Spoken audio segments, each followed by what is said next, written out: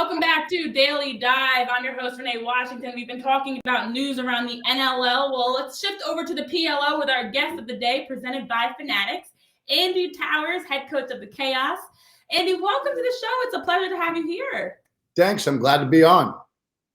Yes. Now, Andy, as we're getting ready to look ahead to the PLL season, which will be here before we know it, what can we expect from the Chaos? Well, I think you look at the way our season ended last year, and, in a perfect world, we're 3 goals better this season than we were last summer. It's no secret that we're pretty box lacrosse, NLL heavy on the offensive end. And last year it was a little bit of a tough start for us given the overlap in the NLL playoff schedule with the PLL training camp in the first 3 games, and with so many of our best offensive players playing, in the NLL, it was tough for us to really get connected across the board. While we were able to do it defensively, offensively was much more of a challenge. And the hope is now with some improvement in terms of that overlap. It's not perfect yet, but it's better.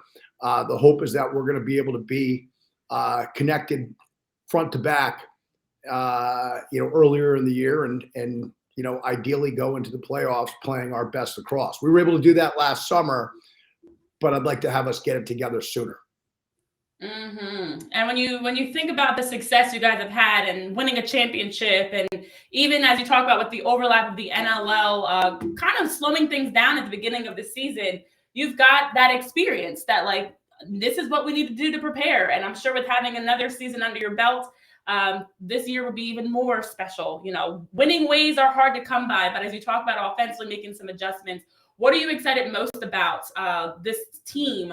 Every team has their own identity, their own bread and butter that makes up the product you see on the field. What are you most excited about in terms of the identity of this team looking ahead to the summer? Well, the first challenge we have is making sure that we can get through free agency with ideally our entire roster intact. I told these guys at the end of last season, I think we have the best locker room in lacrosse, and in a perfect world, we're able to keep everybody back on the team. And obviously we'll be adding a few guys in the college draft, but the hope is that we can re-sign everybody and bring everybody back. That's going to be a challenge. There are a bunch of really good players that, are able to leverage free agency and depending upon what happens in that area will dictate, what adjustments we need to make going into training camp. We have a significant number of our key players already signed, but we also have some really key players that have not signed. And so we have a work cut out for us in terms of trying to manage getting some of these guys re-signed. And if we can do that, I believe that we're going to be starting farther ahead than we have in years past. And so I'm excited about the idea of getting everybody back together again. But we'll see what happens. It's going to be interesting. It is going to be interesting. And there are a lot, as you talk about preparing for the season, a lot more that goes into it of just making sure you can get your core group back, get your roster back the way that you want it to be, work through free agency, and make sure that you guys are ready to, hit preseason and hit training the right way. So it is tough to build a team that has a strong locker room. The culture's there. Everybody's got the right mindset, the right attitude. And when you have the opportunity to build that, it's special. It definitely is. But you also mentioned that overlap with the NLL and how tough that was last season. I'm curious to know your thoughts, especially with so many of your top guys right now across the NLL doing some big things. Your thoughts on the start of the NLL season? Most teams 4 to 5, maybe 6 games in at this point as we're heading into week 8. So what are your early thoughts on the season and what you've been seeing? Well, it's no surprise that Josh Byrne is having an MVP caliber season. It's great to see. He is just an unbelievably entertaining player to watch. But he's a phenomenal teammate, and he, as productive as he is as measured by points, I think he really gives everybody in his locker room a shot in the arm because you're going to be able to get a certain amount of instant offense out of him. And then you combine the fact that he's playing with one of his best friends in Dane Smith, and that is a dynamic duo. It's a dynamic duo in the PLL. I think it's the best 1-2 punch in the PLL, and it is the best 1-2 punch in the NLL. So it's no surprise to see Buffalo off to a fast start. I think clearly the surprise, and you go out the opposite coast to the Seals, them being able to pick up Curtis Dixon and what he's doing that game. I mean, he is just unbelievably fun to watch as well. And while they had a great season last year, I think they're even more dangerous this season. You know, you put him with Wes Berg and Audie Stats. You know, both guys were on Chaos last year.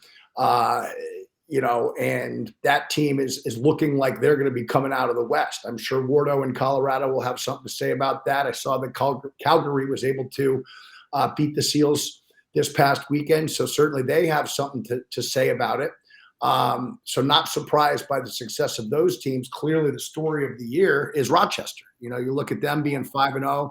Connor Fields is off to a great start of the season, and my guy Ryan Smith is having another great indoor season up there. And you know, you're really starting to see some separation here of the teams that appear to be the front runners to be able to compete for the championship, and then you've got, you know, sort of the other half of the group that seems like they are, you know, a full notch behind these teams. But it's no surprise to me to see the Seals and the Mammoth and you know, Buffalo, you know, right there in the mix. Halifax has a couple of tough losses recently, but you know they're one of the best teams and they're capable of winning the whole thing. Toronto's capable of winning the whole thing.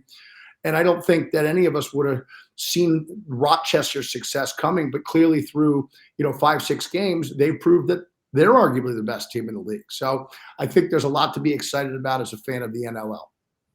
There is a lot to be excited about. And every week we're getting overtime games. We're getting, you know, undefeated streaks coming to an end, teams getting their first win of the season. You know, there's something happening, breaking news as well, each week that's been very fun to watch. But I'm curious to know, as a coach, seeing your players, Josh Byrne, Dane Smith, two of the big names, obviously right now, as we were even talking about, competing for MVP in the NLL. But when you look across your roster and the talent that the Chaos has, including players like Ryan Smith and Wes Berg that you mentioned, how proud and exciting is it for you to see the success they're having, knowing and hoping it should translate into your PLL season?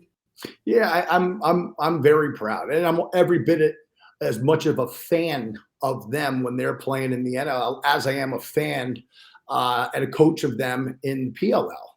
You know, these guys are phenomenally talented guys, but what really makes them the players that they are is they're such great teammates. You know, these guys, all of them, from Ryan Smith to Dane Smith to you know, to Josh Byrne, to Chris Cloutier, who's currently out with an injury, but Chase Frazier, who's out, you know, got surgery this season, you know, preseason, I should say, in September. Max Adler starting to make his mark, getting comfortable in the NLL, you know, and then obviously the guys out west between, you know, Bergie and some of the others. It's not surprising to me at all to see that these guys are having the same success in indoor that they're able to provide to us in outdoor. You know, but I think the reason they're so good is they are authentically out for their teammates' success. And when the most talented players in the world are team first and exemplify that, obviously their team is going to be cohesive and they're going to be a dangerous team to play on game day. And I think you're seeing that out of the teams that they played for in the NLL. And certainly we're optimistic that that will carry over again this summer. And hopefully we're going to be able to, you know, win the championship again. Last year was a little bit frustrating in that last game, but it doesn't take away from the fact that we were able to get it together and make a serious run when everybody had us counted out. Mm-hmm. And I can hear just in what you're saying, just how much you appreciate and value and the relationship that's there with your guys, your players that have, you know, whether they're playing with you with the Chaos or you're watching them with the NLL, just how fun that is, you know, to be a part of. And you're a part of so many great parts of lacrosse. As you talk about winning a 2021 championship with the Chaos, you are an ambassador for a number of different organizations. And one thing that you work with, Lacrosse Draws. I'm interested to know more about that and what you can share about what Lacrosse Draws is actually all about. Sure. Lacrosse Draws is my company. And essentially what it is it is a player development platform. And I run 4 camps in the summer. I do private small group lessons throughout the entire year. And then from October to February, I run a 17-week progressive program where I have about 700 kids that I do 21 sessions a week with. I'm doing 6 sessions on Monday, 3 o'clock, 4 o'clock, 5 o'clock, 6 o'clock, 7 o'clock, 8 o'clock. And I do that same schedule Tuesday, Wednesday, and Thursday. And then on the weekends, I do private sessions. And then on Sundays, in the last few weeks of January and February, I do private prep school clinics where I drive up to Berkshire School and do the boys and girls program there. I do then drive to Taft and do the boys and girls program there. And really what it is it's focusing on skill set development, IQ development, intangible awareness. And, I'm trying to do it in a fun yet hyper competitive atmosphere where these kids are taught the importance of being a good teammate. And it's really a great thing to be able to wake up and do every day. I feel very, very blessed that I'm able to, make a living out of this, as it is my passion. And, certainly my involvement in the PLL in the summertime, helps my Lacrosse Draws business, and my Lacrosse Draws business keeps me sharp as, a prelude to, the PLL season each summer. So it really is, I've got a lot to be thankful for. Yes, you do. And I'm thankful for the work that you're doing to help be a part of the success of and leading the chaos, and also being a part of, what we're seeing season after season in the PLL of great lacrosse.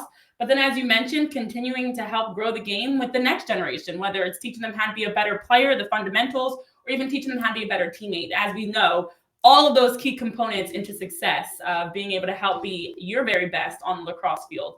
So Andy Towers,